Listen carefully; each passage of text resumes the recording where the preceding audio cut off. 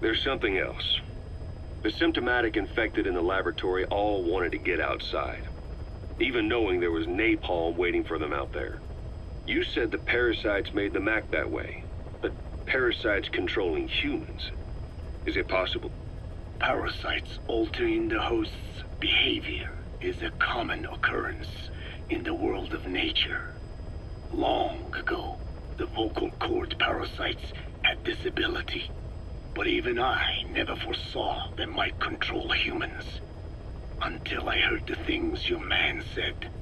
You mean the researcher on the top floor? The bit about, I'm not a snail? Yes. Among parasitic worms, there is a genus called Leucochloridium that uses snails as intermediary hosts. As you know, snails prefer dark, gloomy environments. But once parasitized by Leucochloridium, they desire to be in the light. And that is not all. The parasitic worms thrust themselves into the snail's antennae, making them swell to abnormal size. The snail, meanwhile, frantically wiggles its antennae as the parasites squirm inside. The swollen, wriggling antennae soon resemble caterpillars. I don't get it. It is so they can be eaten by birds. Leucochloridium needs a bird as its definitive host. To breed, they require their snail host to be snapped up by a predator. So they make the humble snail appear to be a delicious caterpillar and lead it to somewhere in open sight.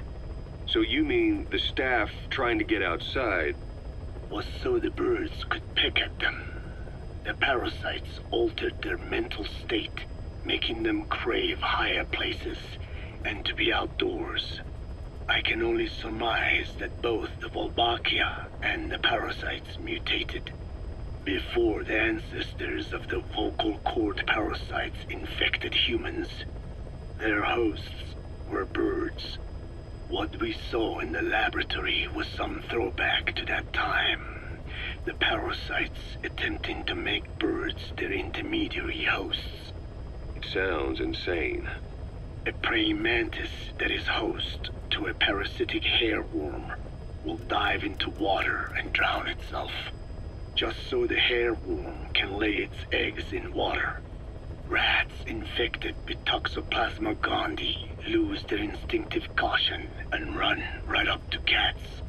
Just some of the many ways parasites control the host. But we're humans. Surely our minds are too complex for that. I thought just the same. Free will is what makes us human, so it never occurred to me that the parasites could be controlling the symptomatic. But the mood, the will of a person can be easily affected by the balance of their cerebral substances. Take the toxoplasma I mentioned. It does infect humans, and it is thought the infected develop a more reckless attitude. But to think that mutations occurred in both the Wolbachia and its parasite hosts. Your observation is most apt. Both mutations occurring at once indicates the presence of a powerful mutagen. I see. Keep working on narrowing down what it was.